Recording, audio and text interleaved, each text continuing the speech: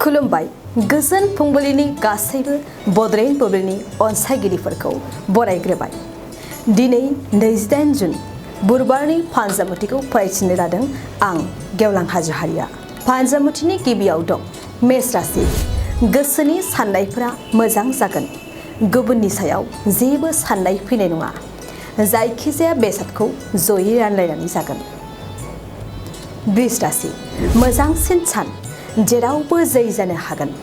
थांखि होसोनायाव जाफुंसारनायखौ लानानै गोसोआव गोबां रंजानाय फैगोन। मिथुन राशि। नखराव दुखु दाहानि थासारिजों बुंफबगोन। माबा मोनसे जेंनाखौ लानानै दावराव दावसि जागोन। गोसोआव असान्थि फैगोन। कर्कट राशि। बिसि फिसायनि गेजेराव मोजां सोमोन्दो थानाय नङा। माबा मोनसे जेंनानि थाखाय सानैनि गेजेराव गोबां नांज्लायलायनाय जागोन। सिंह राशि। गोसोआव गोथार साननाय फैगोन। गाज्रिनिफ्राय मोजाङाव फैनो नाजागोन। समाजनि फारसे अराय सम सांग्रां जागोन। कन्या राशि। हरखाब माबा मोनसे दाय मावनानै गिनाय मोनगोन। गिनाय मेवनाय गोसोजों जेरावबो आवगायनो हानाय नङा। तुला राशि।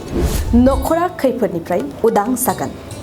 उदां गोसोजों जेरावबो आवगायनो हागोन। गोसोआव थोजासे सुखु गोजोन फैगोन। वृश्चिक राशि।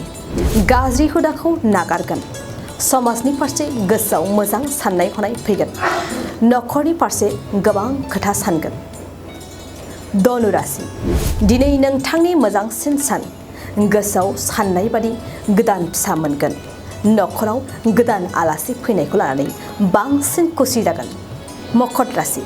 सोलोंथाइ लानायाव मोजांसिन सम। मोजां सोलोंथाइजों नखरनि थाखाय इयुन दागोन। गोसोनि थुलुंगाजों जायखिजाया खामानिखौ सोलोंनो नाजागोन। कुम्भ राशि। गुबुनजों थगायजागोन। हरखाब गुबुननि गाज्रि नोजोराव खहा जागोन। गुबुनखौ फोथायनायनि सिगां सांग्रां जानाया नोंथांनि साबसिन। मीन राशि। बबेबा मोनसे फिसा जेंनानि थाखायनो नांलायलायनाय जागोन। नांलायनायजों थांखिनि फारसे आद्रा जानानै थागोन।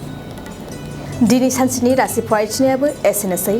आसा खालामो नोंथांनि दिनैनि साना मोजाङै मोजां थांगोन। बेखौ बड'लेण्ड बुब्लि नखरनिफ्राय मिजिंथिबाय। गोजोन्थों। थाखो जिसेआव मुं थिसननो हांखुर जानाय फरायसाफोरनि थाखाय मोनसे गोनां फोसावथाय। रौता नर्थ इस्ट पाब्लिक फरायसालिया नोंथांमोननो मोनसे गोजोनथाव खौरां लाबोदों। CBSE जों गनायथि मोननाय रौतानि मुंदांखा नर्थ इस्ट पाब्लिक स्कुलाव दायो थाखो 10नि मुं थिसननाया सोलिगासिनो। साइन्स आरो आर्ट्स मोन्नैबो स्ट्रिमनि थाखाय रौतानि नर्थ इस्ट पाब्लिक स्कुलाव मुं थिसननाया सोलिगासिनो। बे फरायसालियाव थाखोनि फराफारि आयदा फोरोंथायजों लोगोसेयैनो JEE, NEET, CUET, engineering, medical entrance आनजादनि थाखाय उफ्रा फोरोंथायबो होनाय जायो।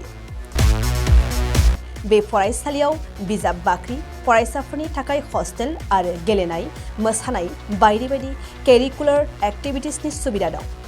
गोसो गुदुं फरायसाफोरा दिनैनो दानो नैबे मबाइल नम्बर 8638605769 नङाब्ला 9435184298 आव थोंजों सुलाद लानो हागोन।